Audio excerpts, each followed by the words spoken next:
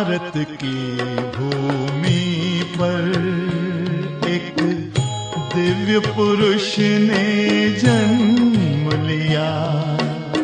भारत की भूमि पर एक दिव्य पुरुष ने जन्म लिया। नवयुग का निर्माण कराने,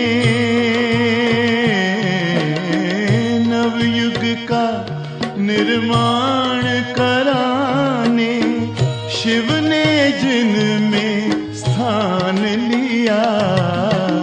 भारत की भूमि पर एक दिव्य पुरुष ने जन्म लिया।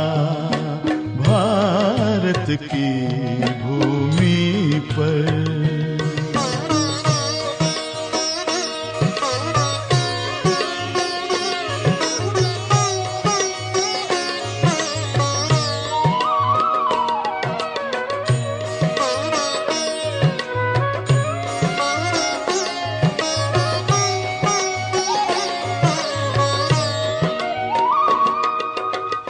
जन जन की सेवा में तन मन धन का किया समर्पण। एकता की माला में पिरो के किया विश्व परिवर्तन। अमृतवाणी बरसा के,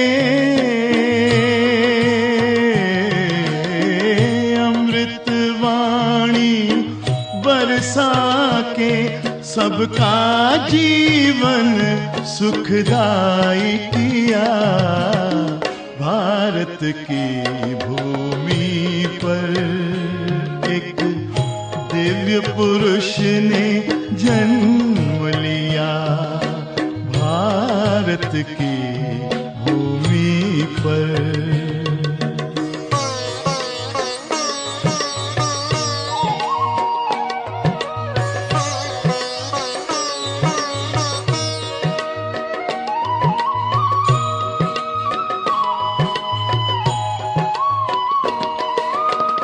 आत्मज्ञान करा के सबको मान शान अभिमान छुड़ाया। पहले आप ये मंत्र पढ़ा कर सबको आगे बढ़ाया। नष्टो मोहा स्मृतिर्लब्धा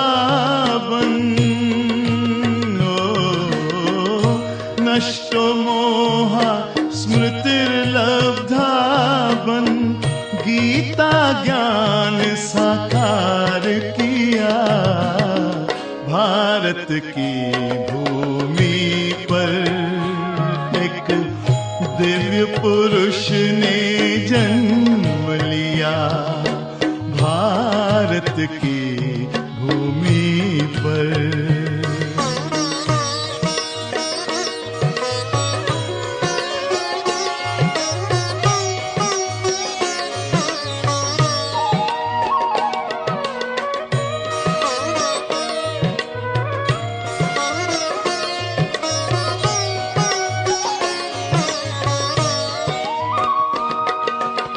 राजयोग की राह दिखा के परमात्मा मिलन कराया।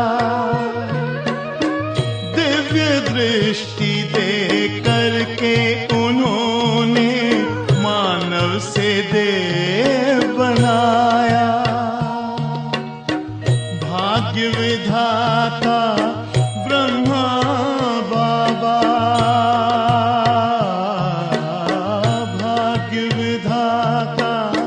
ब्रह्मा बाबा सारे विश्व में अमर हुआ।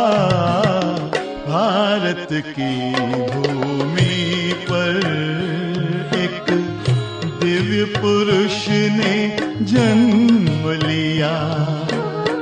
नवयुग का निर्माण करा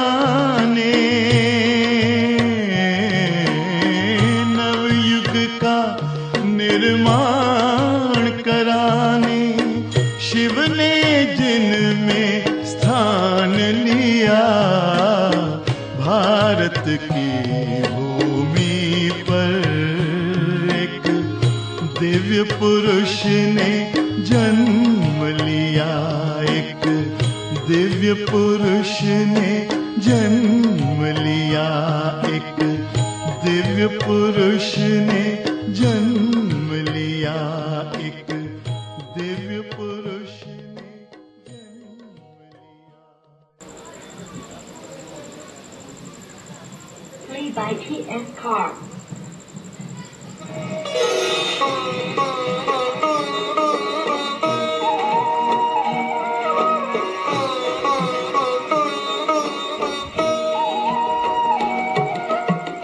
भारत की भूमि पर एक दिव्य पुरुष ने जन्म लिया, भारत की भूमि पर नवयुग का निर्माण कराने,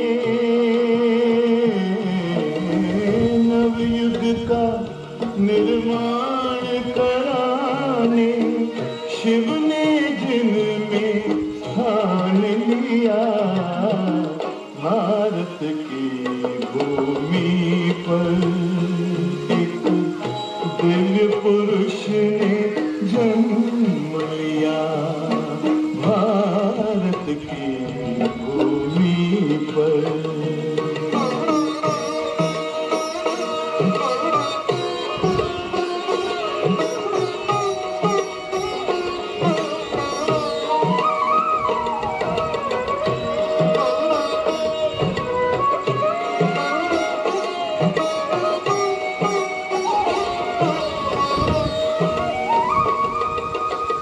जन जन की सेवा में तन मन धन का किया समर्पण,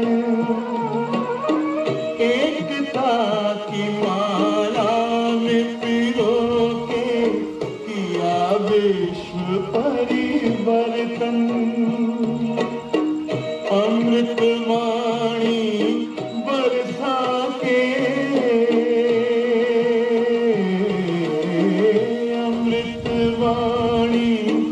बरसा के सबका जीवन सुखदायी किया, भारत की भूमि पर एक दिव्य पुरुष ने जन्म लिया, भारत की भूमि पर।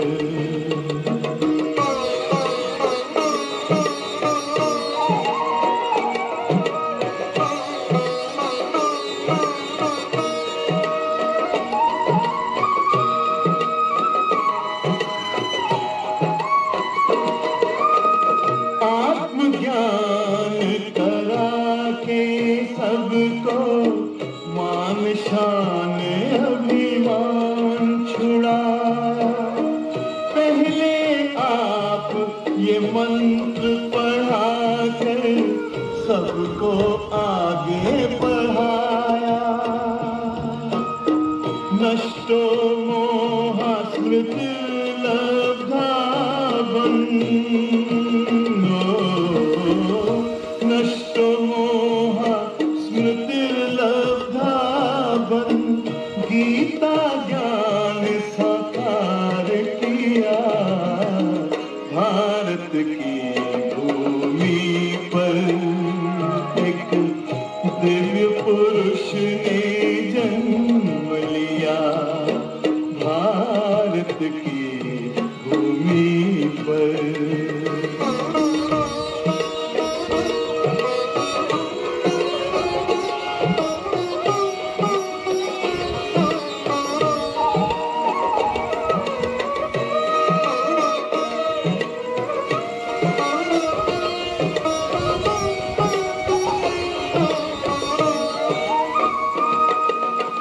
राजयोग की राह दिखा के परमात्मा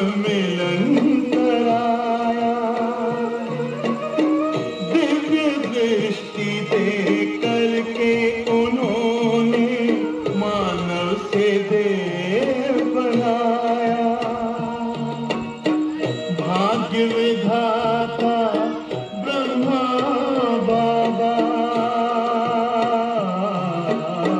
भाग्य विधाता ब्रह्मा बाबा, सारे विश्व में अमर हुआ।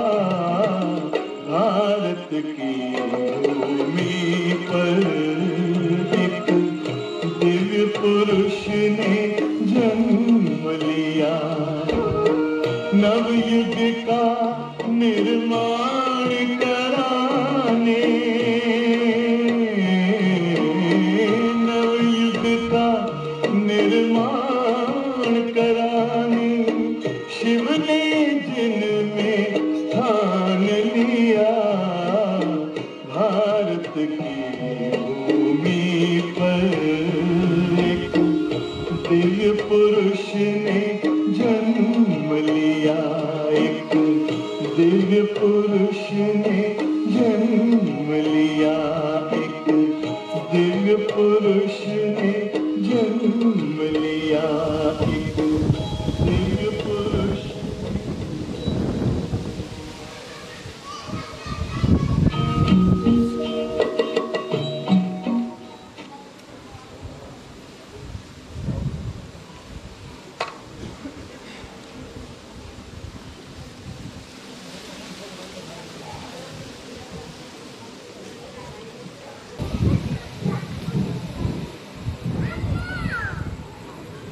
નથી કોઈને યાદ? હા, તમને તો હોય જ.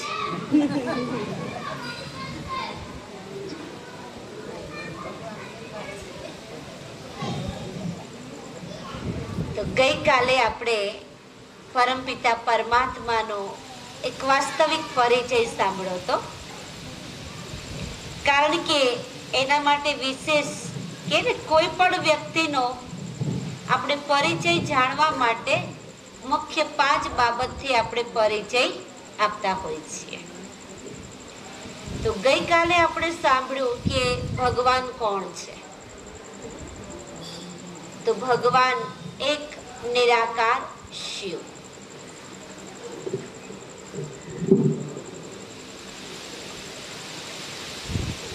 તો ભગવાન નિરાકાર શિવ, એની આપણે કાલે સાબિતી આપી. કારણ કે અત્યાર સુધી પણ આપણે બધા બોલતા આવ્યા છીએ કે ભગવાન ભગવતી અનેક છે, લેકિન ભગવાન એક છે. તો એ એક કોણ છે? એ જ નિરાકાર શિવ, કે જેને સર્વ ધર્મની આત્મા જેને સ્વીકાર કરે એને પરમાત્મા કહેવાય. તો પરમાત્માનું નામ શિવ. શિવનો અર્થ થાય કલ્યાણ કરવા વાળા. ગુણવાચક નામ છે, પણ દ્વાદશ જ્યોતિર્લિંગમ અનુસાર અલગ અલગ નામથી આપણે શિવ પરમાત્માને યાદ કરીએ છીએ. તો નામ શિવ છે. રૂપ કેવું હતું? બિંદુ સ્વરૂપ. તો પરમાત્માનું નામ શિવ, રૂપ બિંદુ સ્વરૂપ. પરમાત્મા ગુણોના સાગર છે. જેમ આપણે કાલે બતાવ્યું હતું કે પરમાત્મા જ્ઞાનના સાગર, શાંતિના સાગર, આનંદના સાગર, પ્રેમના સાગર, સર્વ ગુણોના સાગર છે. પરમાત્માને રહેવાનું સ્થાન ક્યાં છે? એ આપણે કાલ 3 લોક બતાવ્યા કે આ સાકાર મનુષ્ય લોકથી પણ પાર, સૂર્ય ચંદ્ર તારા ગણથી પણ પાર, બ્રહ્મા વિષ્ણુ શંકર પુરીથી પણ પાર, જે લાલ કિરણોથી છવાયેલું, જેને આપણે છઠ્ઠું બ્રહ્મ તત્વ કહીએ છીએ, બ્રહ્માંડ કહીએ છીએ, મુક્તિધામ, મોક્ષધામ, પરમધામ, અનેક નામોથી આપણે યાદ કરીએ છીએ. તો એ છે પરમાત્માનું નિવાસ સ્થાન. આત્મા અને પરમાત્માનું નિવાસ સ્થાન. આજે આપણે જોશું, કારણ કે 4 બાબતો આપણે સાંભળી, નામ પણ સાંભળ્યું, રૂપ પણ, સાથે સાથે ગુણો પણ, અને પરમાત્માને રહેવાનું સ્થાન પણ. આજે પરમાત્માનું કર્તવ્ય શું છે કે પરમાત્માના પરિચય માટે આપણે મુખ્ય 7 બાબતો બતાવી હતી કે પરમાત્મા માટે 7 માન્યતા, અને એ માન્યતા અનુસાર આપણે કોને પરમાત્મા કહી શકીએ, કોને ભગવાન કહી શકીએ, એનો કાલે આપણે ઉલ્લેખ બતાવ્યો હતો. 5 કસોટી બતાવી હતી કે જે સર્વ ધર્મની આત્મા જેને સ્વીકાર કરે એને પરમાત્મા કહેવાય. જે સર્વોચ્ચ, જે સર્વથી ઉચ્ચ છે એને પરમાત્મા કહેવાય. જે સર્વજ્ઞ છે, જે બધું જાણે છે એને પરમાત્મા કહેવાય. જે સર્વપરી માના બધાથી પર છે એને પરમાત્મા કહેવાય. જે દેવા વાળો દાતા છે એને પરમાત્મા કહેવાય. અને જે સર્વશક્તિમાન છે એને પરમાત્મા કહેવાય. તો કાલે આપણે ડીપમાં એ ઉલ્લેખ પણ આપણે જાણો. તો બધી વાતો એ સિદ્ધ કરે છે નિરાકાર પરમાત્મા માટે. તો આજે પરમાત્માનું કર્તવ્ય શું છે એ 5મી પોઈન્ટ છે કે કારણ કે નામ, રૂપ, ગુણ, ધામ, કર્તવ્ય. તો આજે આપણે કાલનું હજી બાકી છે, તો કાલે આપણે એ પણ જોયું કે અત્યાર સુધી આપણે શિવાલયમાં જઈએ છીએ, શિવના મંદિરમાં પૂરો શ્રાવણ માસ શિવના મંદિરમાં જઈ જળ, બીલીપત્ર, દૂધ આદિથી આપણે પૂજા પાઠ કરતા હોઈએ છીએ. તો એ એક વસ્તુની પાછળ એક આધ્યાત્મિક રહસ્ય છે. અને જ્યારે શિવના મંદિરમાં શિવરાત્રિના દિવસે પણ આપણે શિવ ઉપર અભિષેક કરતા હોઈએ છીએ. તો વાસ્તવમાં જ્યારે શિવ પરમાત્મા ની ઉપર આપણે બીલીપત્ર ચડાવીએ છીએ, દૂધ ચડાવીએ છીએ, જળ ચડાવીએ છીએ, અને સાથે સાથે ધતુરો પણ કોઈ ચડાવે છે, કોઈ આંકડો પણ ચડાવે છે. આમ તો આંકડો હનુમાનને જ ચડે, પણ ઘણા રાજ્યની અંદર શિવની ઉપર આંકડો પણ ચડાવે છે. તો બધા દેવી દેવતાઓની ઉપર સુંદર મજાના પુષ્પો ચડાવવામાં આવે છે, પણ શિવની ઉપર ધતુરો અને આંકડો શા માટે? આપણે ક્યારેય કોઈ મંથન કર્યું નહીં. આપણે બધા શું કહીએ છીએ? સૌ કરે છે અને આપણે કરીએ છીએ. આટલી જ નોલેજ છે આપણી પાસે. તો પરમાત્મા એ વાસ્તવિક રહસ્ય બતાવે છે કે બીલીપત્ર માના શું? કારણ કે બીલીપત્ર, એક બીલીપત્ર 3 પાંદનું હોય છે, બીજું બીલીપત્ર 5 પાંદડાનું હોય છે. તો એ 5 પાંદડાનું બીલીપત્ર અથવા 3 પાંદડાનું બીલીપત્ર એ સૂચવે છે. તો બીલીપત્ર તો આપણે સ્થૂળમાં ચડાવીએ છીએ, પણ વાસ્તવમાં બીલી માના બલિહાર જાવ, બલિ ચડવું. બલિ ચડવું એટલું કોઈ કાશીએ જઈને કરવત મુકાવાની વાત નથી, કમળ પૂજાની વાત નથી. પણ ભગવાન કહે છે કે 3 પાંદડાનું બીલીપત્ર માના તન મન ધનથી મારી ઉપર બીલીપત્ર તરીકે ચડો, બલિહાર જાઓ. 5 પાંદડાનું બીલીપત્ર માના કામ, ક્રોધ, લોભ, મોહ, અહંકારને ભગવાનના ચરણોમાં બલિ ચડાવી દો. તો આપણે તો બધું સ્થૂળમાં કરવા લાગ્યા, કારણ કે આધ્યાત્મિક રહસ્યની ખબર નથી. ત્યારબાદ શિવની ઉપર દૂધ ચડાવવામાં આવે છે. શા માટે દૂધ? ઘણા બધાને પૂછવામાં આવે તો ઘણા શું કહે છે? દૂધ એક પવિત્રતાની નિશાની છે, અને એ પણ ગાયનું જ દૂધ હોય છે. તો પહેલાના જમાનામાં દૂધ પણ ચોખ્ખું ચડાવતા હતા. અત્યારે તો આપણે એમાંય શું છે, 95% પાણી હોય અને 5% દૂધ હોય છે ને, એવું કે નહીં? તો દૂધ શું છે? એક શુદ્ધતાની નિશાની છે. પણ એ પરમાત્મા કે છે આ જ્ઞાન દૂધની વાત છે કે પરમાત્મા જે જ્ઞાન આપને આપે છે એ આપણા માટે એક દૂધ બરાબર છે. એ આપણે આપણી આત્મા પર ચડાવવાનું છે.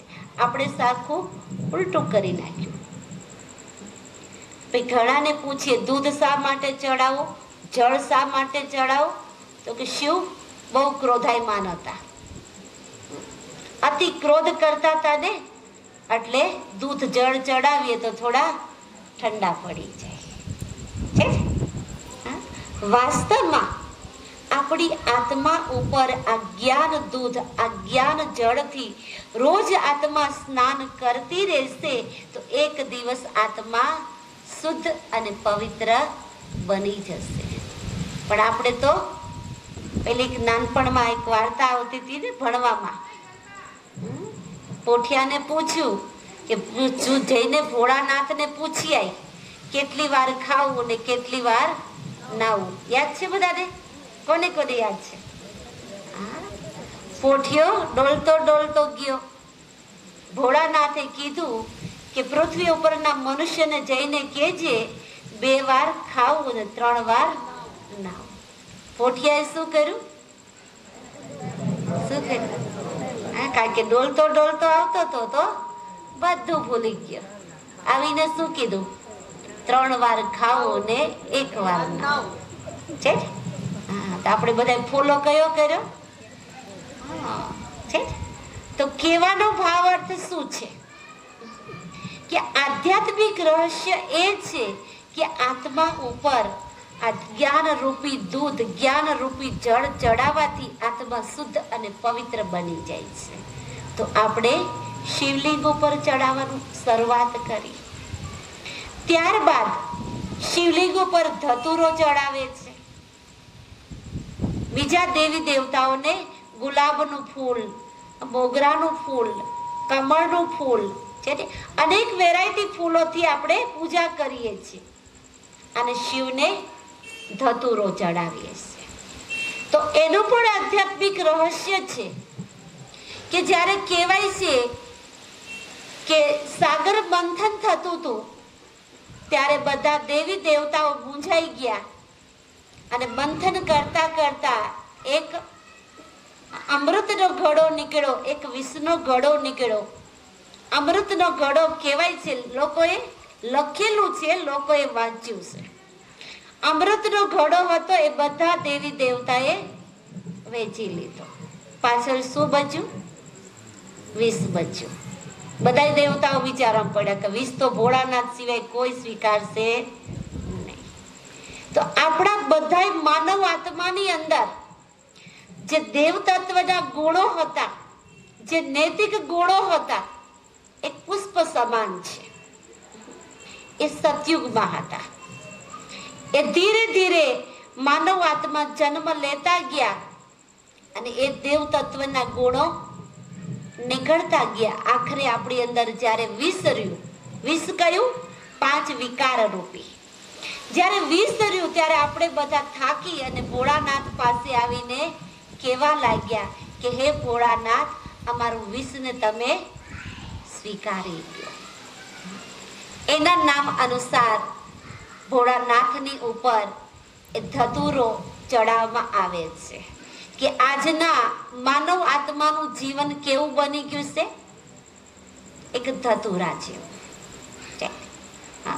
ખોટું ચાલવું, ખોટું જોવું, ખોટું બોલવું છે કે નથી? છતાં પણ ભોળાનાથ સ્વીકાર કરી લે છે, એટલે તો એને ભોળાનાથ કહેવાય છે.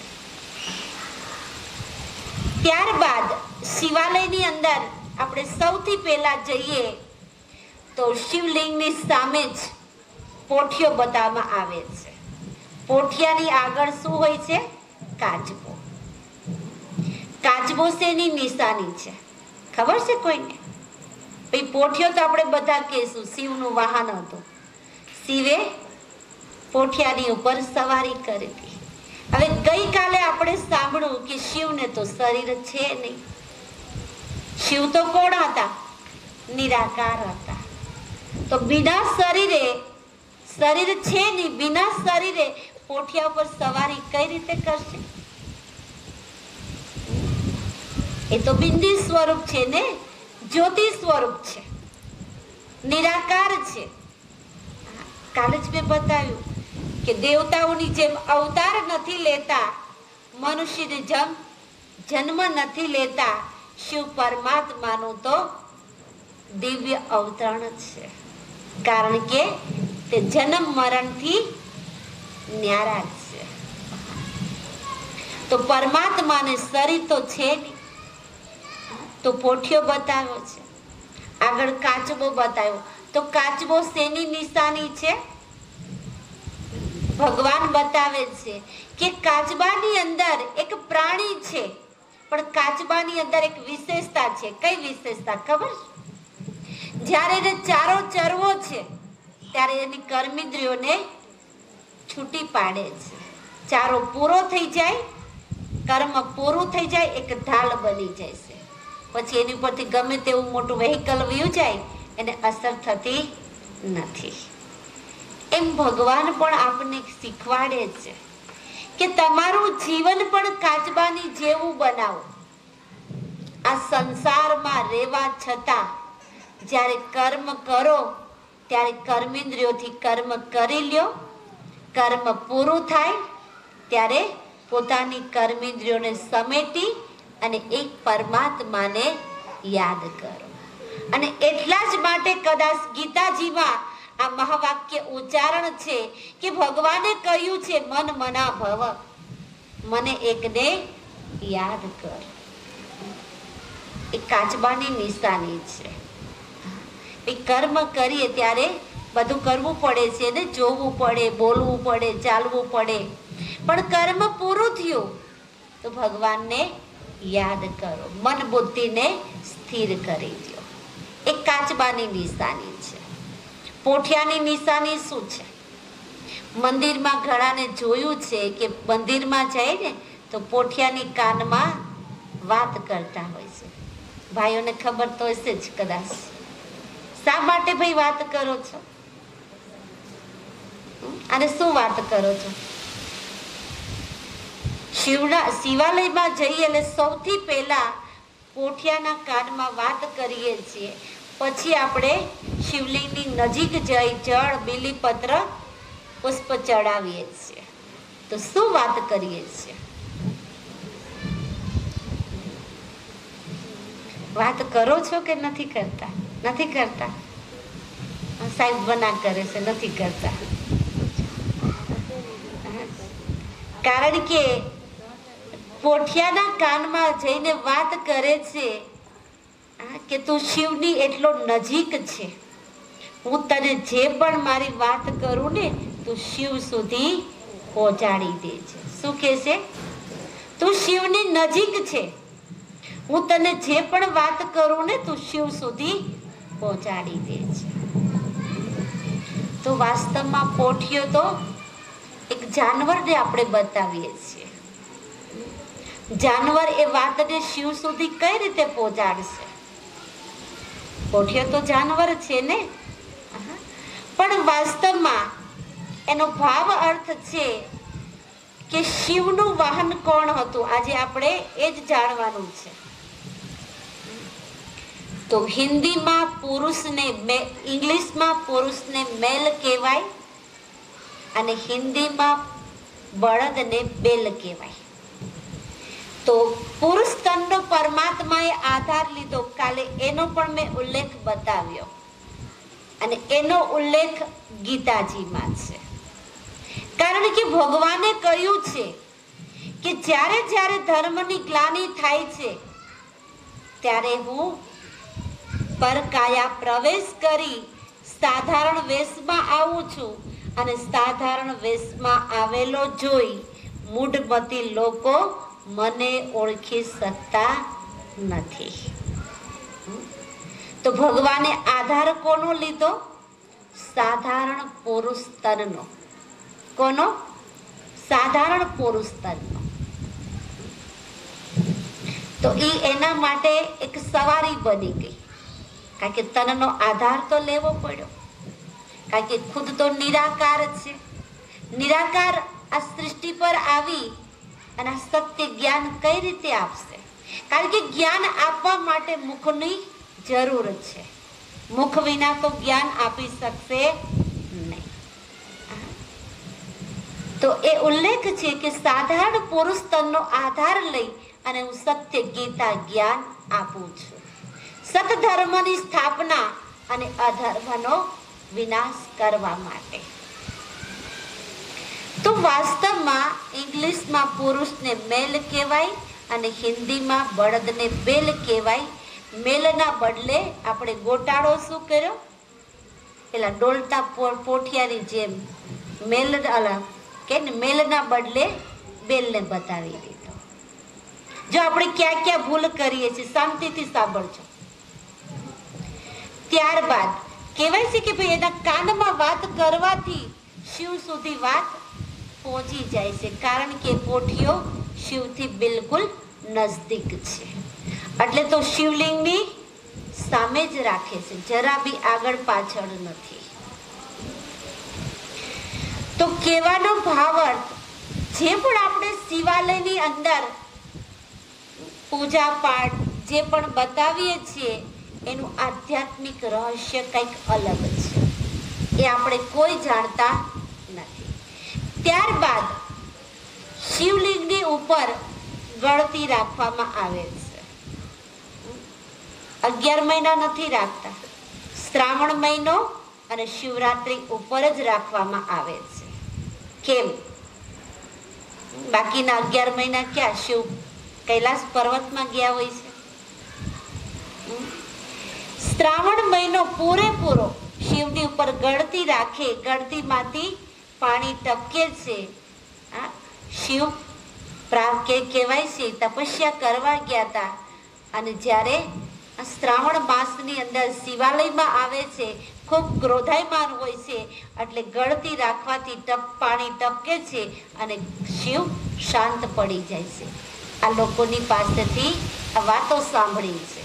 આ વાતો કેટલી સત્ય લાગે છે આપને? કારણ કે શિવ પરમાત્માના ગુણોત્તમાં તો આપણે કાલે સાંભળ્યું કે શિવ પરમાત્મા શાંતિના સાગર છે, પ્રેમના સાગર છે, આનંદના સાગર છે, પવિત્રતાના સાગર છે, જ્ઞાનના સાગર છે. તો એ તો શાંતિના સાગર છે, એ તો શાંત સ્વરૂપ છે. એ તો ક્યારેય ક્રોધાયમાન થતા નથી. તો વાસ્તવમાં એ ગળતી બી આપણા ઉપર રાખવાની છે કે જ્ઞાનની ગળતી રાખી દો, જ્ઞાન ટપકતું રહેશે, ટપકતું રહેશે, એક દિવસ આત્મા શાંત સ્વરૂપ બની જશે. પણ આપણે એમ છું ને આપણા ઉપર સ્થૂળમાં ગળતી આપણે રાખવાનું ચાલુ કર્યું. આ બધી સૂક્ષ્મ વાત છે, આધ્યાત્મિક વાત છે. આપણે બધું સ્થૂળમાં બતાવતા ગયા. ત્યારબાદ કહેવાય છે કે આજે આપણે એક મહત્વની વાત સાંભળવા જઈ રહ્યા છીએ કે ગમે ત્યારે શ્રાવણ માસની અંદર શિવાલયમાં ગમે તેટલી ભીડ હોય છે, એક શિવલિંગ હોય છે અને શિવલિંગની બાજુમાં શંકર દેવતાની પ્રતિમા હોય છે કે નહીં? કદાચ અત્યારે નહીં રાખતા હોય, પણ વડીલોને પૂછી લેજો. શિવલિંગની બાજુમાં અથવા પાછળ, શિવલિંગની પાછળ કાં તો શંકરની મૂર્તિ હોય અથવા મૂર્તિ નહીં હોય તો ફોટો હોય, અને એની પાછળમાં પાર્વતીનો ફોટો અથવા મૂર્તિ રાખવામાં આવે છે. તો આનું કારણ શું છે? તો આજે આપણે એ જ આ ચિત્રમાં જોવાનું છે કે આ પણ એક પહેલી છે, આ પણ એક કોયડો છે, અને આનો ઉકેલ પણ આપણે કોઈને ખબર નથી. આ કોઈ ધર્મને હાનિ પહોંચાડવાની વાત નથી કે ધર્મને ગ્લાનિ કરવાની વાત નથી. આ વાસ્તવિકતા છે. આપણે બધા કરીએ છીએ, જાણીએ છીએ, સમજવા તૈયાર નથી. કારણ કે સત્ય, જ્યાં સુધી સત્ય પરમાત્મા ન આવે ત્યાં સુધી આ સત્ય વાત આપણે કોઈ સમજાવી શકતું નથી. તો બતાવવામાં આવે છે કે શિવાલયની અંદર શિવલિંગ પણ છે, શંકરની પ્રતિમા પણ છે. આ બધા જોઈ રહ્યા છો. આજ હું આપને બધાને પૂછું કે શિવ અને શંકર એક છે કે અલગ અલગ? મને જરા ચિત્ર જોઈને જવાબ આપજો. ચિત્ર જોઈને જવાબ આપો. હું અલગ નથી કહેતી, હું એક નથી કહેતી, હું તમને જ પૂછું છું કે ચિત્ર જોઈને મને જવાબ આપો કે શિવ અને શંકર એક છે કે અલગ અલગ છે? જેને જાણ્યું છે તો કહી દેશે, પણ બીજા કોઈ જવાબ આપશે તો વધારે મજા આવશે. ચિત્ર શું કહેવા માંગે છે? બોલો ભાઈ, ચિત્ર શું કહેવા માંગે છે?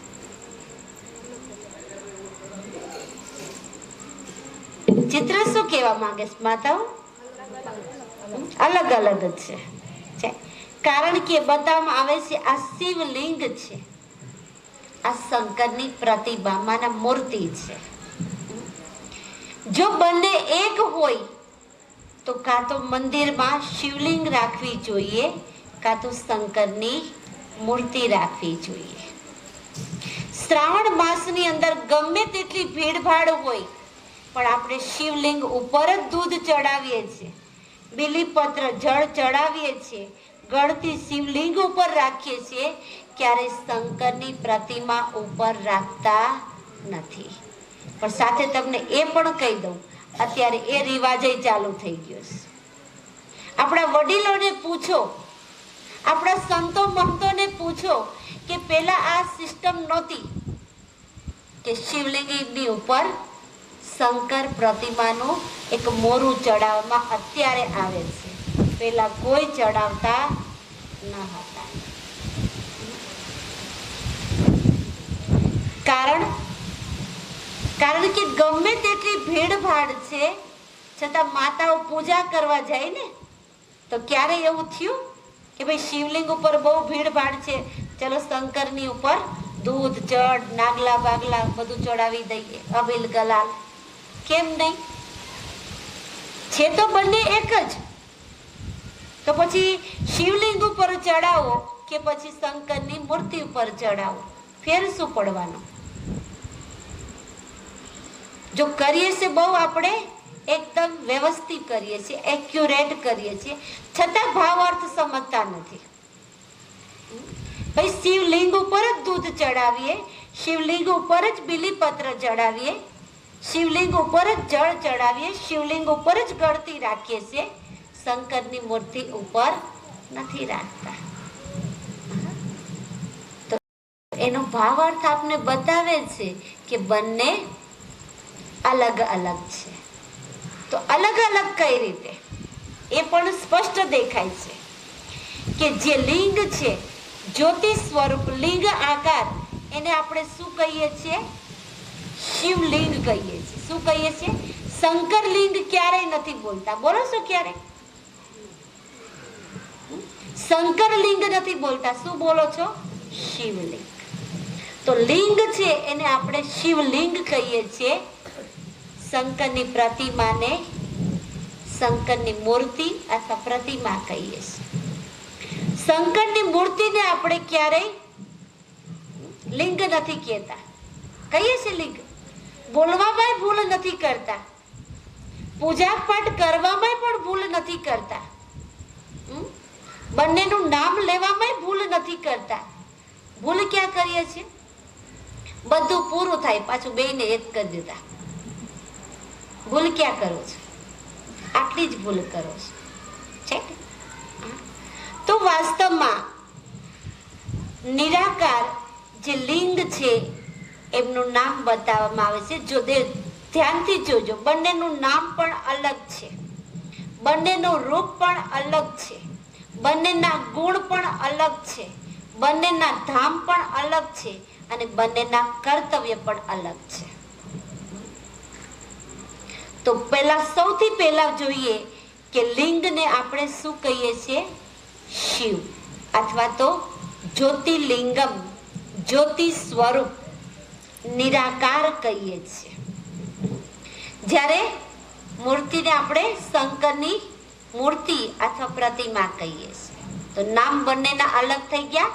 આ શિવ છે, આ શંકર છે.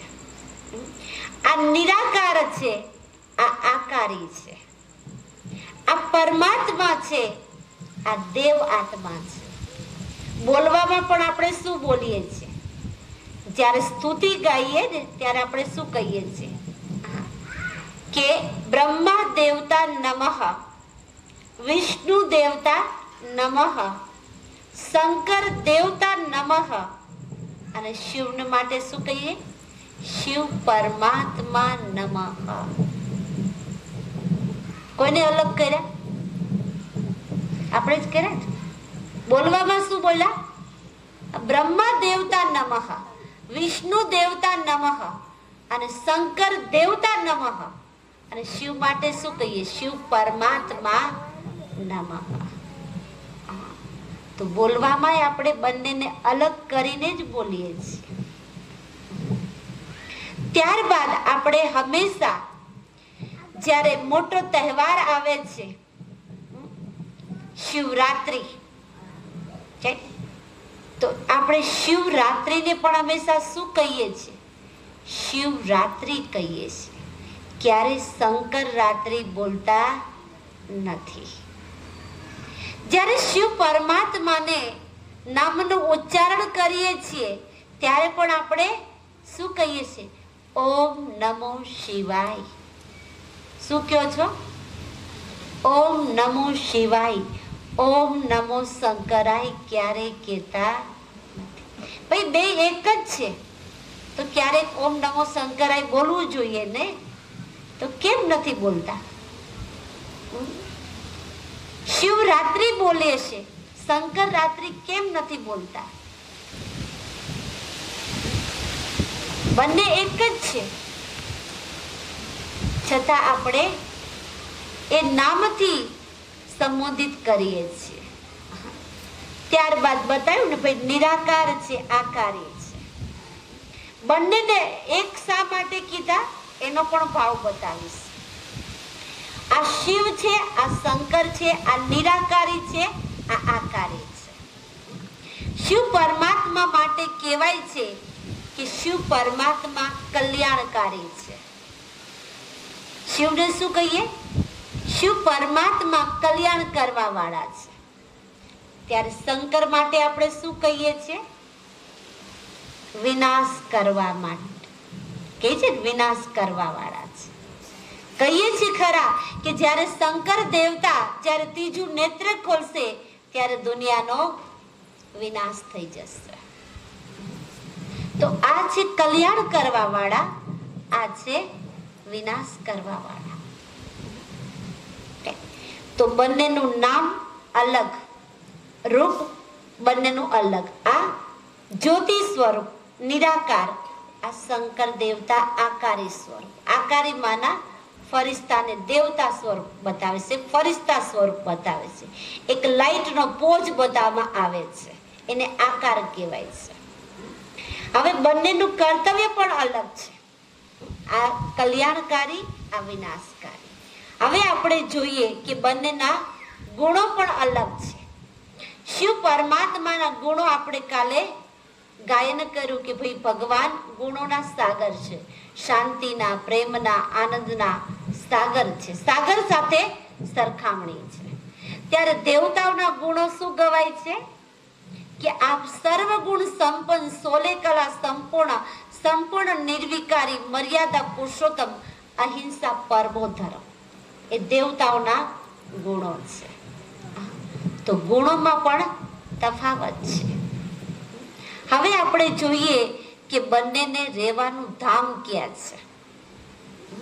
તો શિવ પરમાત્મા પરમધામ નિવાસી છે, જેને બ્રહ્માંડ કહો, બ્રહ્મલોક કહો, બ્રહ્મ તત્વ કહો, મોક્ષધામ, અક્ષરધામ કહો, મુક્તિધામ કહો, એ પરમાત્માનું નિવાસ સ્થાન છે. જ્યારે શંકર દેવતા ક્યાં બતાવ્યા કાલે આપણે? સૂક્ષ્મ લોકમાં, જેને આપણે દેવલોક પણ નામ આપ્યું હતું, છે ને? તો બંનેના રહેવાના ધામ પણ અલગ છે. તો હવે આપણે શું વિચારશું કે બંને એક છે કે બંને અલગ અલગ છે? તમે જવાબ આપો. કારણ કે નામ પણ અલગ છે, રૂપ પણ અલગ છે, ગુણ પણ અલગ છે, ધામ પણ અલગ છે, બંનેના કર્તવ્ય પણ અલગ છે. પણ એક કીધું એનું કારણ શું છે? કારણ કે એક એટલા માટે કીધું કે જેમ શિવ પરમાત્મા જન્મ મરણના ચક્કરમાં નથી આવતા, એ રીતે શંકર દેવતા પણ જન્મ મરણના ચક્કરમાં નથી આવતા. કારણ કે આ સૃષ્ટિ પર એનું પણ કોઈ જન્મનું અસ્તિત્વ રૂપ નથી. એટલે બંનેને લોકોએ એક કહી દીધા. વાસ્તવમાં શંકરને હંમેશા, શંકર દેવતાને હંમેશા તપસ્યા મગ્ન બતાવે છે કે નહીં? જ્યાં પણ શંકર દેવતાઓની આપણે મૂર્તિ જોવો અથવા ફોટો જોવો, કઈ પણ જોવો, તો કઈ સ્થિતિમાં હોય છે? ધ્યાન મગ્નમાં બેઠા હોય છે. તો એનાથી કોઈ ઉચ્ચ છે એ સાબિત થયું ત્યારે તો એ ધ્યાન ધરે છે. જો એનાથી કોઈ ઉચ્ચ ન હોય તો એને કોઈનું ધ્યાન કરવાની જરૂર નથી. એ સાબિત થયું. હંમેશા કે છે ને, કૈલાસ પર્વત પર ભાઈ શંકર તપસ્યા કરવા ગયા હતા, ધ્યાન અવસ્થામાં બેઠેલા બતાવે છે. તો કોનું ધ્યાન ધરે છે? નિરાકાર શિવ. તો આ પિતા છે, આ પુત્ર છે. આ પિતા છે, આ પુત્ર છે. બાપ ને દીકરાની અણસાર સરખી હોય તો એનો મતલબ એ તો નથી બંને એક છે. ના, બંનેના રૂપ અલગ હોય છે, બંનેના ગુણ અલગ હોય છે, બંનેનું કર્મ અલગ હોય છે કે નહીં? બંનેની રેણી કેણી પણ અલગ હોય છે, બધું અલગ હોય છે. છતાંય આપણે એમ કહી દઈએ બંને બાપ દીકરો સરખા જ છે, તો એ તો રોંગ છે ને. પણ અત્યાર સુધી કદાચ આપ બધાને વિચાર આવે કે અત્યાર સુધી તો આવું અમને કોઈએ કીધું નહીં. પણ સાથે સાથે ભગવાને એ પણ ગીતાજીમાં ઉલ્લેખ કર્યો છે કે મારો પરિચય આપવા માટે આ જગતની અંદર કોઈ સર્વશક્તિમાન નથી.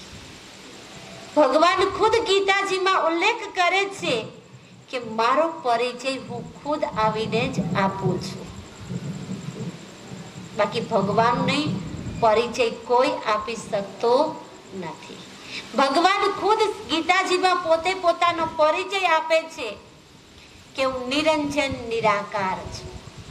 નિરાકારનો અર્થ એ નથી, લોકોએ એનો અર્થ એ કાઢ્યો કે ભગવાનનું નામય નથી, રૂપય નથી. ઘણા એવું કે ભગવાન નામ રૂપ વિનાના છે. જો નામ નથી તો કોના નામની તમે માળા કરો છો? જો રૂપ નથી તો તમે કોના દર્શનની આસ રાખીને બેઠા છો?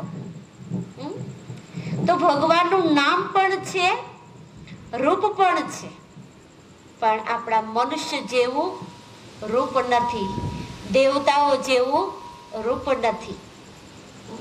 એના અનુસંધાનમાં આપણે એને નિરાકાર કહીએ છીએ.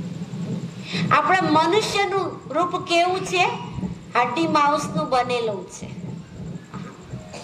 અને દેવી દેવતાઓનું રૂપ એક ફરિશ્તા, પ્રકાશની કાયા છે.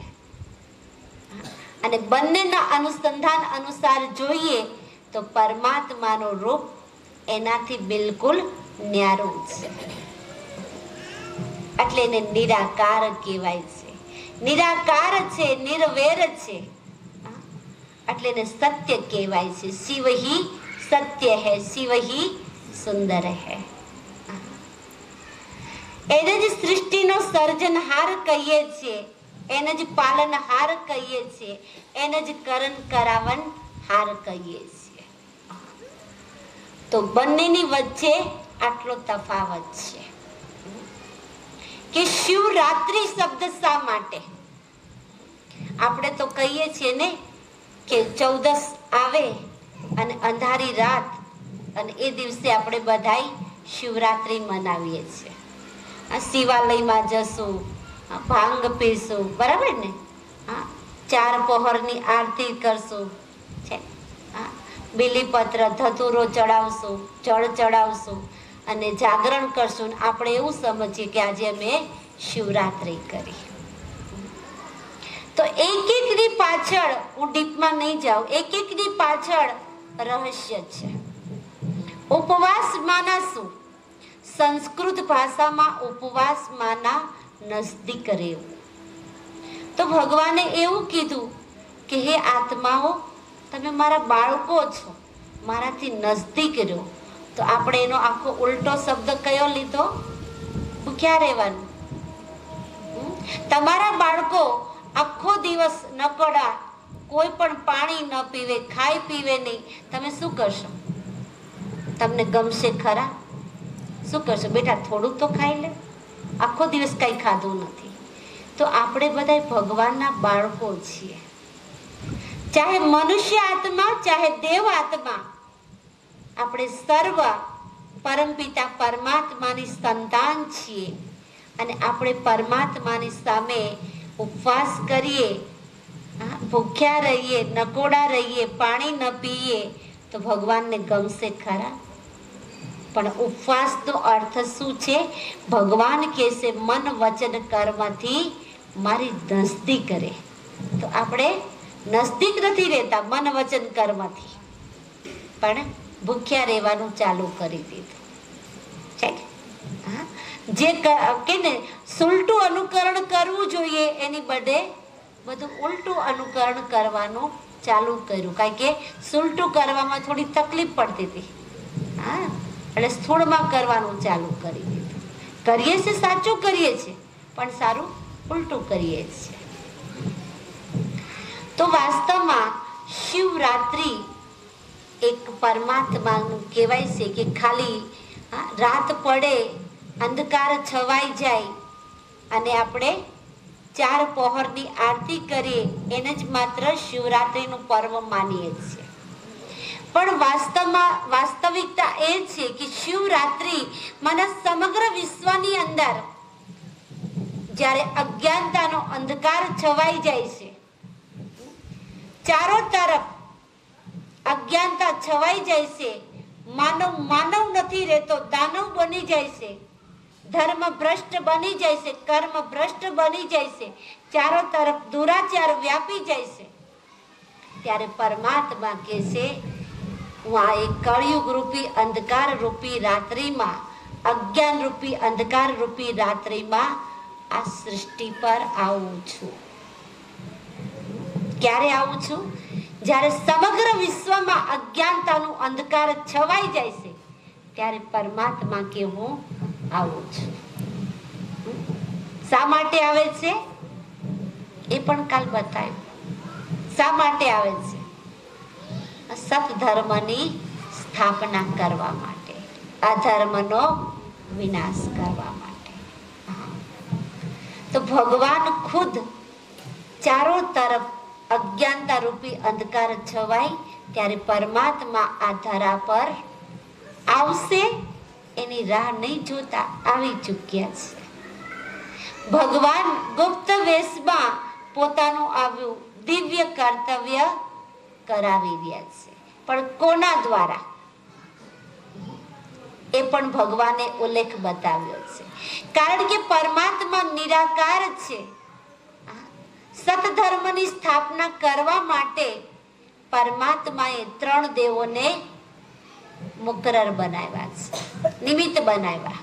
અને 3 દેવતાઓ દ્વારા નિરાકાર શિવ પરમાત્મા, ચિત્ર બદલાવજો, 3 દેવો દ્વારા નિરાકાર શિવ પરમાત્મા અલગ અલગ 3 દિવ્ય કર્તવ્ય કરાવે છે. એ આપણે આજે જોઈશું.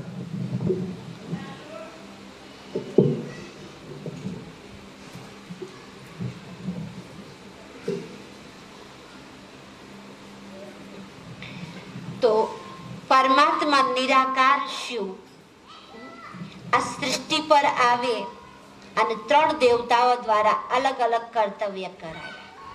બતાવવામાં આવે છે કે બ્રહ્મા દ્વારા સ્થાપના, શેની સ્થાપના? નવી દુનિયાની. અને એના માટે ઉલ્લેખ છે શાસ્ત્રોની અંદર કે બ્રહ્માએ સંકલ્પ દ્વારા સૃષ્ટિની રચના રચી. કઈ રીતે રચી એ કોઈ ઉલ્લેખ નથી, ખાલી શબ્દ જ છે કે બ્રહ્માએ સંકલ્પ દ્વારા સૃષ્ટિની રચના રચી, પણ ક્યાંય એ ઉલ્લેખ નથી કઈ રીતે રચી. તો કઈ રીતે રચશે? શું બ્રહ્મા દ્વારા એક એક પૂતળા બનાવશે? ના.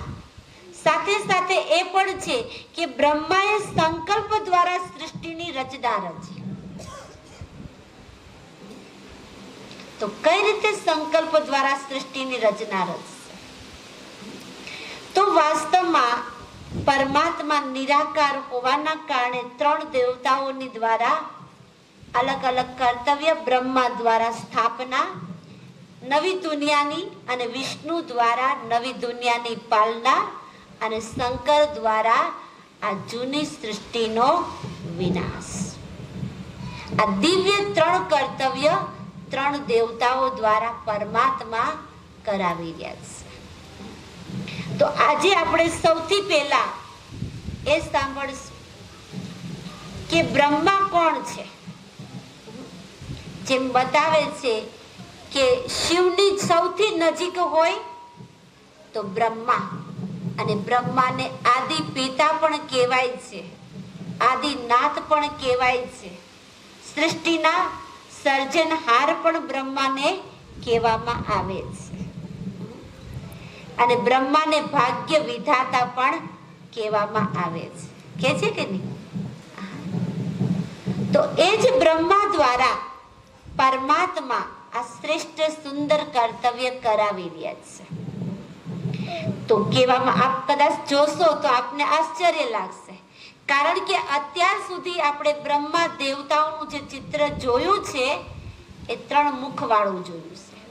દાઢી, મૂછ અને 3 મુખ છે ને. આગળ કમળ ઉપર બેઠા હોય છે, આગળ શાસ્ત્રનો થોકો પડ્યો હોય છે.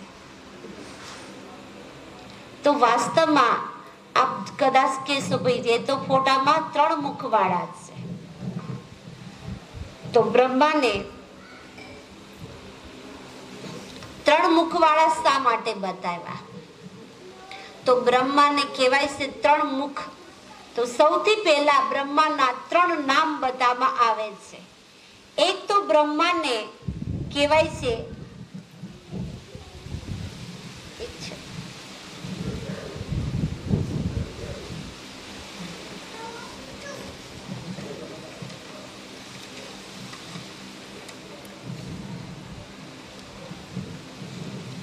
નામથી બ્રહ્માને યાદ કરવામાં આવે છે.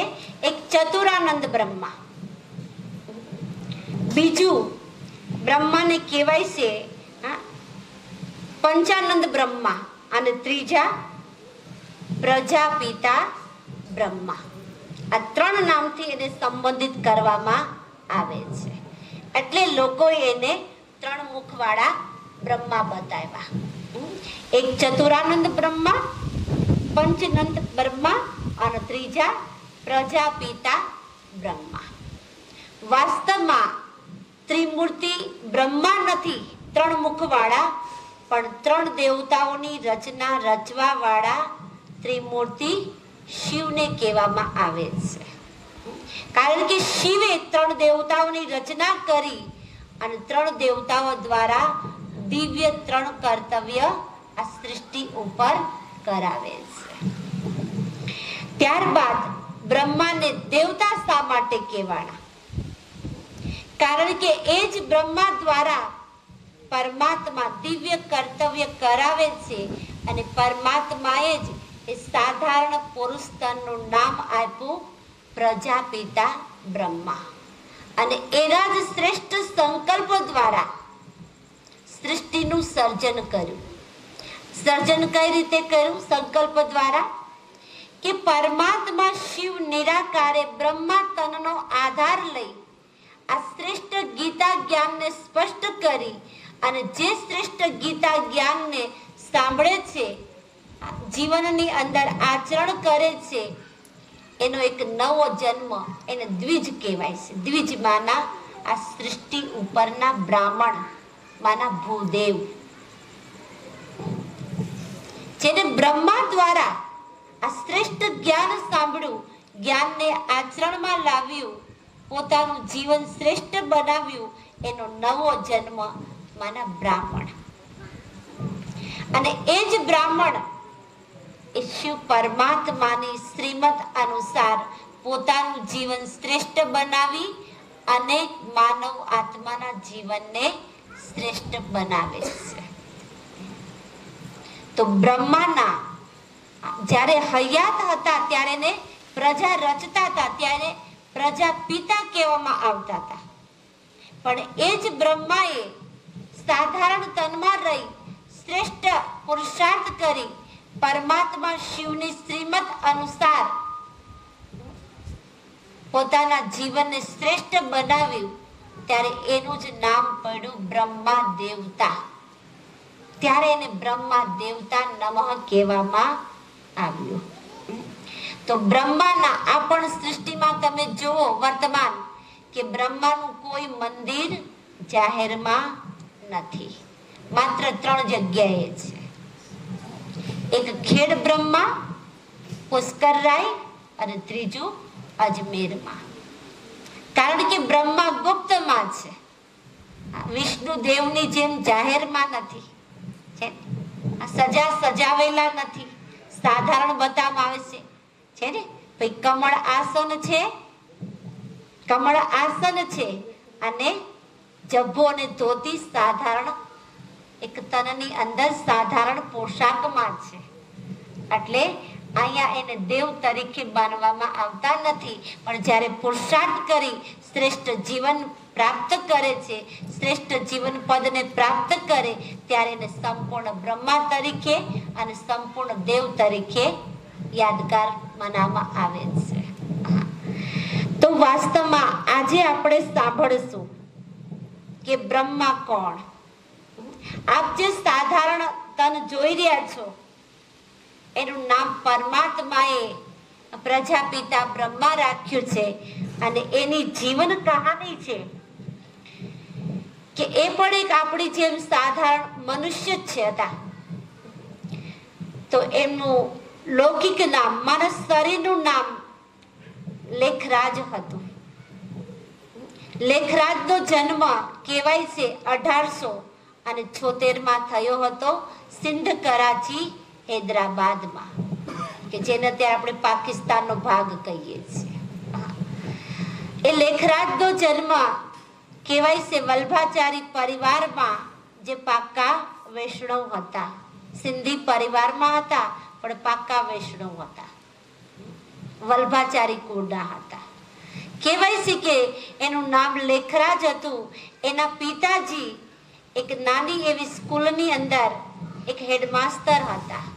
અને આપ બધાને પણ ખબર છે કે પહેલાના ટીચરો કેવા હતા, ખૂબ જ ડિસિપ્લિનમાં રહેવા વાળા છે ને, અને વિદ્યાનું દાન કરવા વાળા હતા. ખુદ પણ સંસ્કારોથી અનુસાર ચાલતા હતા અને વિદ્યાર્થીઓને પણ સંસ્કારોની અંદર ચલાવતા હતા. હવે જેના પિતાજી જો હેડમાસ્ટર હોય તો એનું બાળક કેવું હોય?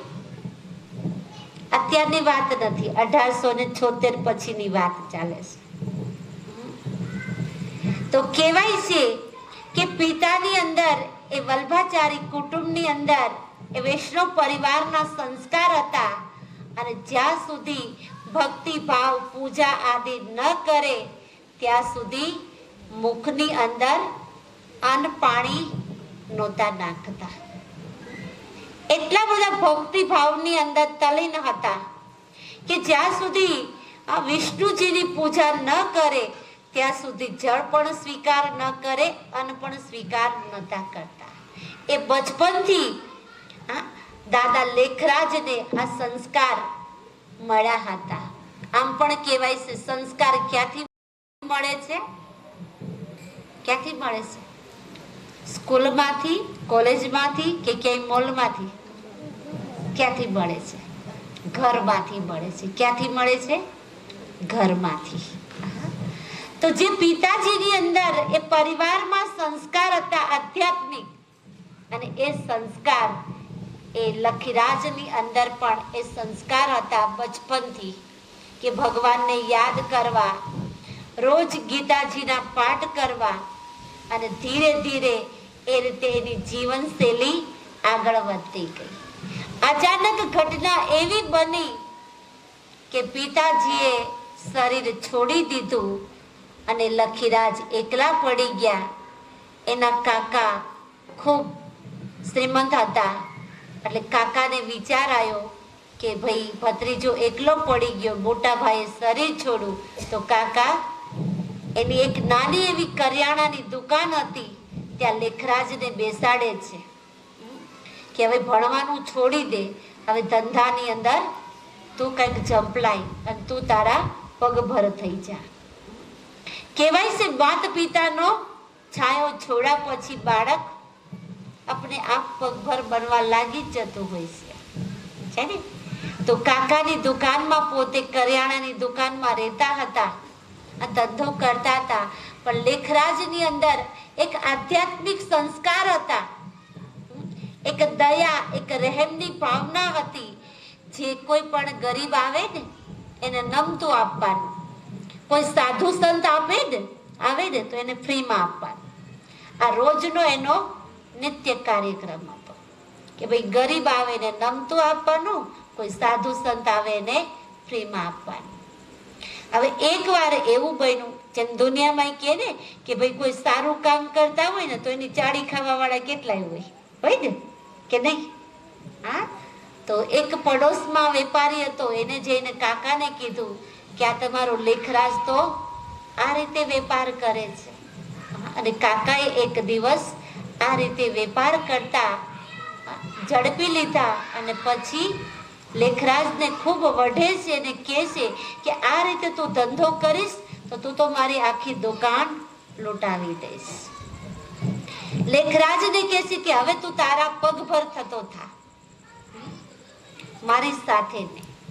પણ કહેવાય છે કે લેખરાજની અંદર ઈમાનદારી હતી, વફાદારી હતી, પ્રમાણિકતા હતી, રહેમદિલ હતા, અને એ નિપુણતાના કારણે લેખરાજે ધીરે ધીરે પોતાની એક દુકાન કરી કરિયાણાની, એમ કરતા કરતા 13 દુકાનો કરી જીવનની અંદર. કારણ કે માણસની અંદર કહેવાય છે ને કે વિશેષતા હોય, દ્રઢતા હોય તો ત્યાં સફળતા કદમોની અંદર હાજર થઈ જાય છે. તો એ રીતે લેખરાજે પણ પોતાના જીવનની અંદર ખૂબ જ ધંધાની અંદર પણ પ્રગતિ કરી, પણ સાથે સાથે એનો ધર્મ ક્યારેય ન છોડ્યો. જેમ કહેવાય છે કે એના જીવનનું એક સુવિચાર હતો, એક સ્લોગન હતું કે ધરત પરીએ પણ ધર્મ ન છોડીએ. તો વેપારમાં પોતે આટલા નિપુણ બની ગયા, દિવસે ને દિવસે ધીકતો ધંધો થવા લાગ્યો, પણ છતાં બી એને રોજનો નિત્ય કાર્યક્રમ હતો કે ભગવાનની કલામ પૂજા કરવી, પાઠ કરવો, ગીતાના પાઠ કરવા, એમાંથી કોઈ દિવસ એને બાંધછોડ કરતા નહોતા. એની જગ્યાએ આપણે હોય તો શું કરીએ? શું કરીએ?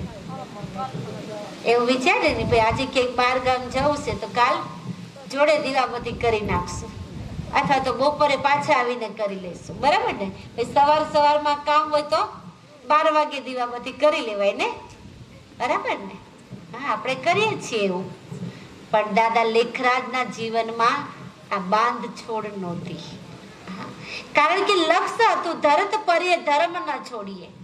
મારો પ્રાણ ભલે જતો રહે પણ મારો ધર્મ ન જવો જોઈએ, એ સિદ્ધાંત હતું. અને એ જ સિદ્ધાંત એને જીવનની અંદર કેટલું આગળ લઈ જાય છે. ધીરે ધીરે 13 દુકાનો કરી, એમાંથી પણ એક ભાગીદાર મળ્યો, એનો મિત્ર. અને લેખરાજની અંદર આ સુંદર વિશેષતાને જોઈ એને એમ લાગ્યું કે આ તો વ્યક્તિની અંદર ઘણી બધી વિશેષતાઓ છે, તો એને હીરામાં જંપલાવાની વાત કરી. તો કહેવાય છે કે લેખરાજે પોતાના ધંધા માટે એક હીરાની અંદર જંપલાયું, હીરાનો વેપાર ભાગીદારમાં ચાલુ કર્યો. આપને ટૂંકમાં બતાવું છું, જીવન કહાની તો બહુ મોટી છે. હીરાના ધંધામાં એને જંપલાયું. ધીરે ધીરે હીરાની પેઢીઓ પણ, કારણ કે હીરાના પોતે એટલા પારખું બની ગયા કે સાચો હીરો છે, ખોટો છે, દાગવાળો છે કે પરફેક્ટ છે, એ પણ એની અંદર પરખવાની એક ઈશ્વરી એક આ શક્તિ હતી કે જેવો હીરો હાથમાં આવે ને તો દાદા પારખી લેતા હતા. અને એના કારણે ધીરે ધીરે હીરામાં પણ પોતે નિપુણ બની ગયા. અને હીરાની એક પેઢીઓ નહીં, અનેક પેઢીઓ ધીરે ધીરે વિકસાવા લાગી. ધીરે ધીરે ધંધાની અંદર પોતે આ માહિર બની ગયા. ધંધો દીકતો થઈ ગયો. કહેવાય છે કે જેમ દીકરા દીકરી મોટા થાય ને તો મા બાપ અથવા કુટુંબ વાળાને ચિંતા થાય. શું કે ભાઈ હવે પગભર થઈ ગયો છે, હવે એના વ્યવહાર કરવું જોઈએ, લગ્ન કરવા જોઈએ.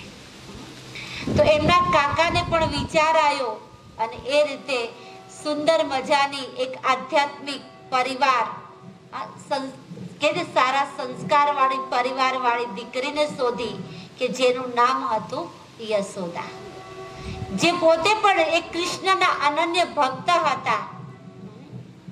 અને એની સાથે લેખરાજનું લગ્નની શરૂઆત થઈ અને ધીરે ધીરે એનું ગ્રસ્ત જીવન આગળ વધવા લાગ્યું. ગ્રસ્ત જીવનની અંદર દાદા લેખરાજને 2 દીકરા અને 3 દીકરીઓ હતી. ધંધાની અંદર પણ ખૂબ જ પોતે પારંગત બની ગયા. ધન ધાન્યની પણ જીવનમાં કોઈ ખોટ નહોતી. પરિવારની અંદર જેમ પોતાની અંદર આધ્યાત્મિક સંસ્કાર માતા પિતાએ આપ્યા હતા, એ જ સંસ્કાર દાદા લેખરાજે પોતાના સંતાનોને આપ્યા. એક નિયમ હતો ઘરનો કે બાળકોને જ્યાં સુધી સવારે ઉઠી સ્નાન પાણી ન કરે, ગીતાનો પાઠ ન કરે, પૂજા પાઠ ન કરે, ત્યાં સુધી ચા પાણી નાસ્તો આપવાનો નહીં. અત્યારે તો બાળકોને એવું કરવા જાવ તો શું થાય? અત્યારે તો ખવડાવવા માટે મોબાઈલ આપવો પડે ને. ગીતાનો પાઠ તો નહીં, મોબાઈલ આપવો પડે. સાવ ઉલટું થઈ ગયું છે. તો દાદાએ પોતાના બાળકોને એવા આધ્યાત્મિક સંસ્કાર આપ્યા હતા. બાળકોને હંમેશા શીખવાડતા હતા કે બેટા આપણે દાન પુણ્ય કરશું ને તો આપણે કોઈ રાજા મહારાજાને ત્યાં જન્મ લેશું. તો દાદાની અંદર એ પણ સંસ્કાર હતા દાન પુણ્ય કરવાના. અને દાદાને એક લક્ષ્ય હતું કે ખૂબ કમાવું તો હું મારા જીવનની અંદર ખૂબ દાન પુણ્ય કરું, મારા બાળકો પણ ખૂબ દાન પુણ્ય કરે છે ને, તો જીવન અમારું માનવ જીવન એક સાર્થક બની જાય. તો આ રીતે જીવન શૈલીની અંદર ધીરે ધીરે ચાલતા હતા. સાથે સાથે દાદાના જીવનમાં એક ખોજ હતી. કઈ ખોજ હતી? ભગવાનને મેળવવાની.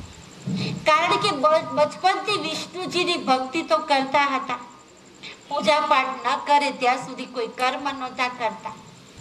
વિચાર કરો કે રાજા મહારાજાઓ સાથે ધીકતો ધંધો હોવા છતાં પણ દાદા પોતાનો ક્યારેય ધર્મ નહોતા છોડતા. ગમે ત્યાં પાર્ટીઓમાં જવાનું થાય તો દાદાને કોઈ ઓફર કરતા હતા નોનવેજ ખાવા માટેની, શરાબ માટેની, તો દાદા હંમેશા એમ કહેતા હતા કે તમે તો મને કાગળની નોટો આપો છો, હું તો બદલામાં સાચા હીરા આપું છું. તમારી નોટોના કારણે હું મારો ધર્મ છોડવા તૈયાર નથી. દાદાની જીવનમાં એટલા સિદ્ધાંતો હતા. આજકાલ તો પૈસા માટે માણસ ગમે તે કરવા તૈયાર થઈ જાય, પણ દાદામાં એ સંસ્કાર નહોતા. દાદા કહેતા હતા ધર્મ પહેલા પછી સંપત્તિ છે. અને આજે કાલ આપણે કેવું વિચારી, સંપત્તિ પહેલા પછી ધર્મ. કહીએ ને કે બેન સંપત્તિ હોય ને તો બધા ઓળખે, બાકી ધર્મ લઈને બેઠા હોય તો કોઈ ન ઓળખે, છે ને. પણ ભગવાન ક્યારેય એવું નથી કહેતા કે ધંધા પાણી નહીં કરો, ક્યારેય નથી કહેતા. ભગવાન તો હંમેશા કહે છે કે કર્મ કરતા કરતા પણ મને યાદ કરો. શું કહે છે? કર્મ કરતા કરતા મને યાદ કરો. તો દાદાના જીવનની અંદર નીતિ, નિયમ, ધર્મ, ઈમાનદારી, સત્યતા, દયા એ બધા સંસ્કારોથી દાદા ખૂબ જ નિપુણ હતા. દાદાની એક ખોજ વધતી ગઈ કે ભગવાનને મળવું છે. પણ દાદાએ કંઈક સાંભળ્યું હતું કે ગુરુ વિના જ્ઞાન નહીં. તો દાદાને પણ વિચાર આવ્યો કે ભાઈ ગુરુ તો કરવા જોઈએ. તો દાદાએ પોતાના જીવનમાં 12 ગુરુ કર્યા. કેટલા? 12 ગુરુ. એક ગુરુ કર્યા પણ દાદાને સંતોષ ન મળ્યો, એનાથી ખોજ આગળ વધતી ગઈ. બીજા ગુરુ કર્યા. ધીરે ધીરે દાદાએ પોતાના જીવનમાં 12 ગુરુ કર્યા. કહેવાય છે કે એકવાર દાદાના ઘરે એક નાનો એવું ફંક્શન હતું. દીકરા અથવા દીકરીનું કાંક જન્મ દિવસનું ફંક્શન હતું.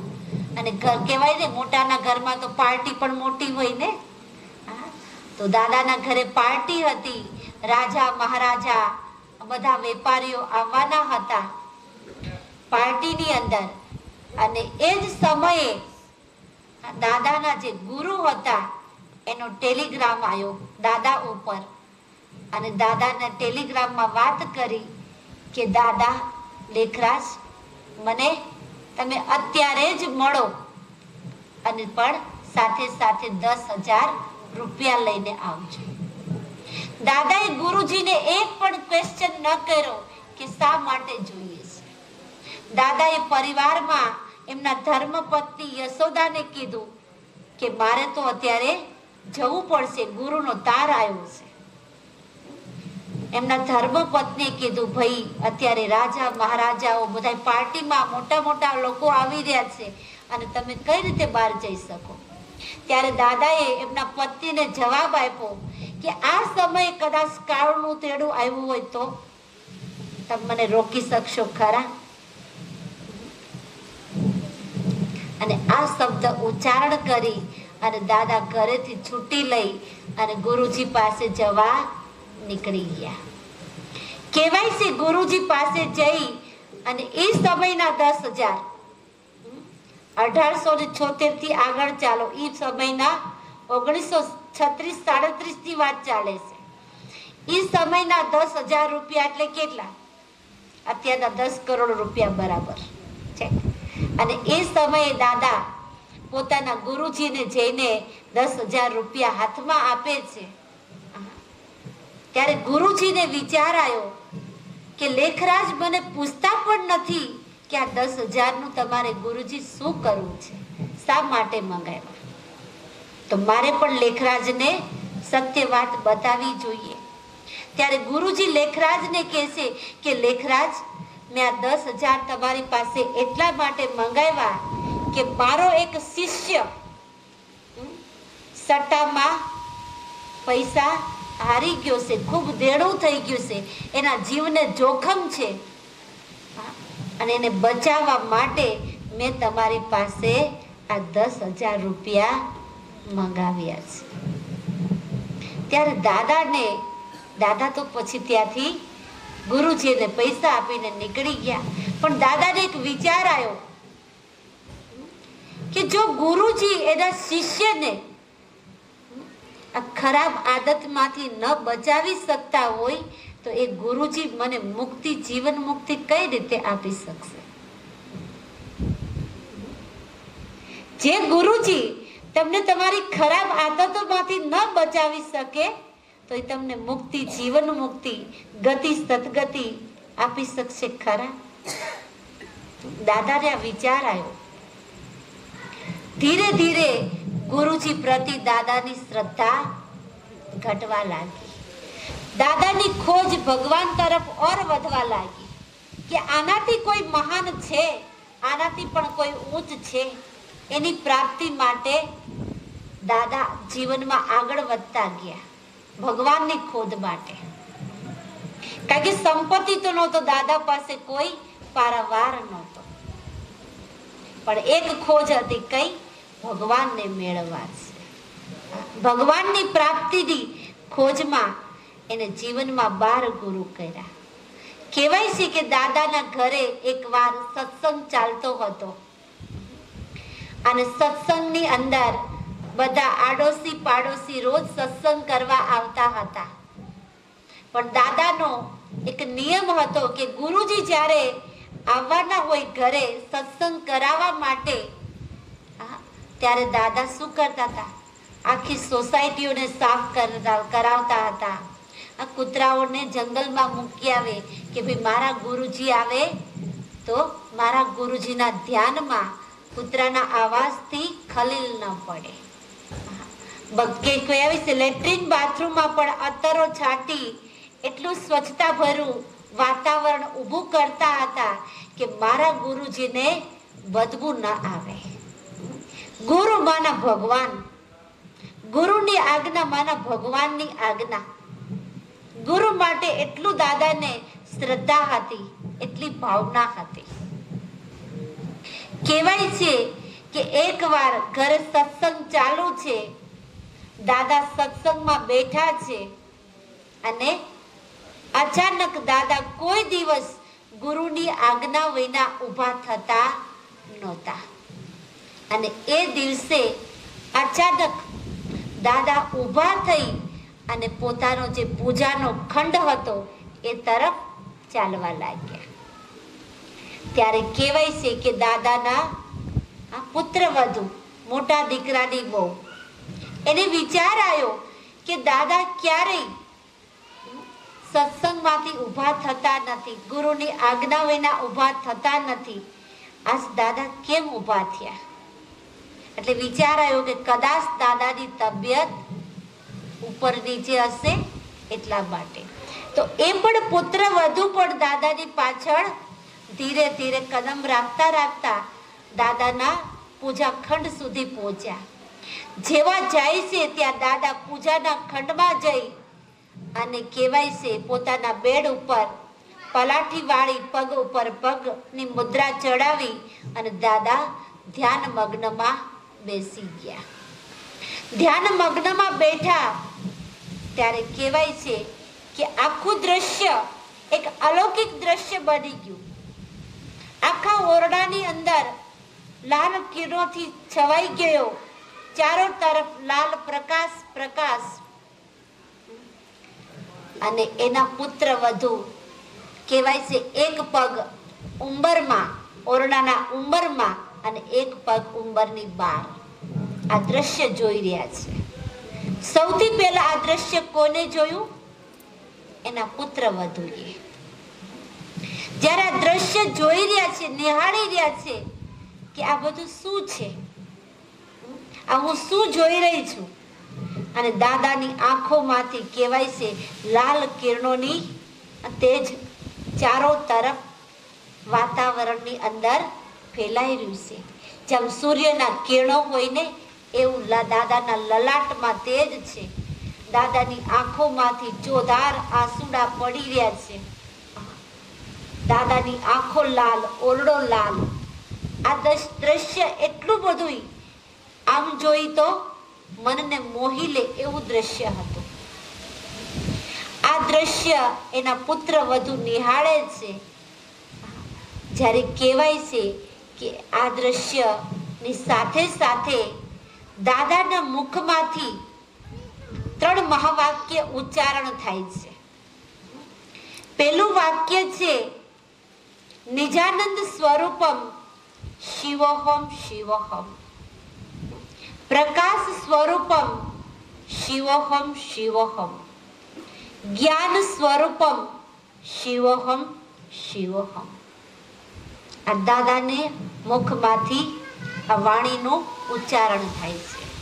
આ વાણી સૌથી પહેલા કોને સાંભળી? એમના પુત્ર વધુએ. દાદાને આ વસ્તુની કાંઈ ખબર નથી.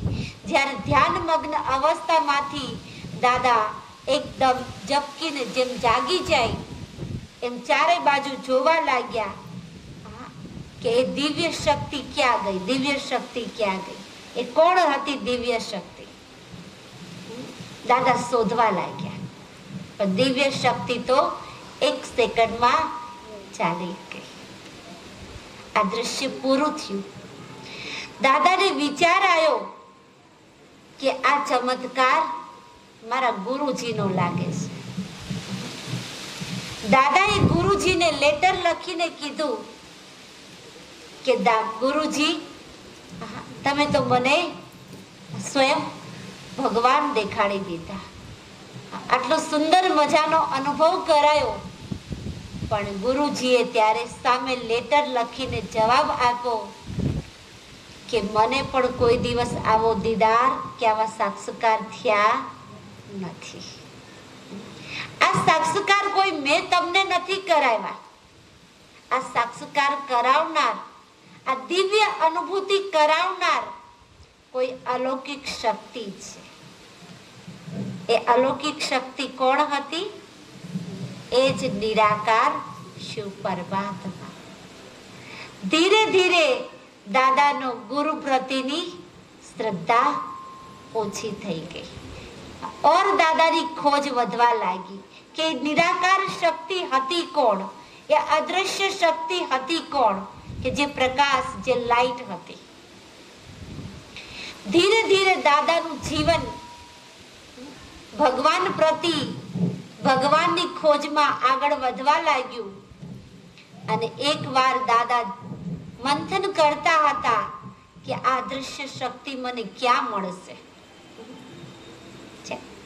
તો કહેવાય છે કે દાદા એકવાર, એની કલકત્તામાં પણ દાદાની પેઢી હતી, બોમ્બેમાં પણ દાદાની પેઢી હતી, અને એકવાર દાદા બનારસની અંદર ભાઈબંધની ઘરે ગયા હતા કે ભાઈ હું થોડા દિવસ, પરિવારમાં કીધું કે થોડા દિવસ હું બહાર જાઉં ને, કારણ કે મારું મન મૂંઝાય છે. કઈ રીતે મન મૂંઝાતું હતું? ઈશ્વરની ખોજમાં. એટલે હું થોડા દિવસ બહાર જાઉં તો મનથી રિલેક્સ થઈ જાઉં. તો કહેવાય છે બનારસમાં ભાઈબંધની ઘરે જાય છે અને ત્યાંથી ભાઈબંધના ઘરેથી પોતાને વિચાર આવ્યો કે હું સાગર કિનારે જાઉં. સાગર કિનારે બેઠા બેઠા મંથન કરે છે. મંથન કરતા કરતા એ મંથનમાં પોતે ખોવાઈ જાય છે. ત્યારે દાદાને એક બીજા સાક્ષાત્કાર થાય છે, વિનાશના. ચારો તરફ કહેવાય છે વિનાશના દ્રશ્ય દેખાય છે. એક તરફ જોવો તો કુદરતી આફતો, લાવારસ નીકળે છે, સુનામી થઈ રહી છે, અતિવર્ષ વૃષ્ટિ થઈ રહી છે, અગ્નિના ગોળા નીકળી રહ્યા છે. એટલું ભયંકર દ્રશ્ય. અને આ દ્રશ્ય જોતા જોતા દાદાની આંખમાં ચોધારા આંસુ પડવા લાગ્યા. દાદાની આંખમાં ચોધારા આંસુ પડતા પડતા દાદા કહે છે, બસ કરો પ્રભુ, આપને જ્યારે જે કરવું હોય ત્યારે કરજો, આ દ્રશ્ય મારાથી સહન થતું નથી. ત્યારે કહેવાય છે કે એટમ બોમ્બ બન્યા પણ નહોતા. અને એ સમય દાદાને સાક્ષાત્કાર થયા કે આવા આવા અણુ બોમ્બ બનશે અને આવી આવી જગ્યાએ ફેંકવામાં આવશે, એનાથી દુનિયાનો નાશ થશે. જે પણ વિનાશના દ્રશ્ય હતા એ દાદાએ પોતાના નજરથી નિહાળ્યા. એટલે દાદા એ સમય ખૂબ દુઃખી, અશાંત થઈ ગયા અને ભગવાનને કહેવા લાગ્યા, બસ કરો પ્રભુ, બસ કરો. હવે આવા સમયે એમના ભાઈબંધે નોકરને કીધું, દાદા ક્યાં? ત્યારે નોકરે શોધતા શોધતા આવ્યા તો સાગર કિનારે દાદા બેઠા હતા. નોકરે જોયું તો દાદાની આંખમાં આંસુ જાય છે. દાદા બોલી રહ્યા છે, બસ કરો પ્રભુ, બસ કરો. આ દ્રશ્ય નોકરે જોઈ અને નોકરે એના માલિકને કીધું કે દાદા તો આવી અવસ્થામાં હતા. ત્યારે દાદાને પૂછવામાં આવ્યું ત્યારે દાદાએ કીધું કે મને પણ ખબર નથી આ દ્રશ્ય મેં આ કઈ રીતે જોયું, આ દ્રશ્ય બતાવનાર કોણ છે. ત્યાર પછી દાદાના જીવનની અંદર ધીરે ધીરે વૈરાગ આવી ગયો.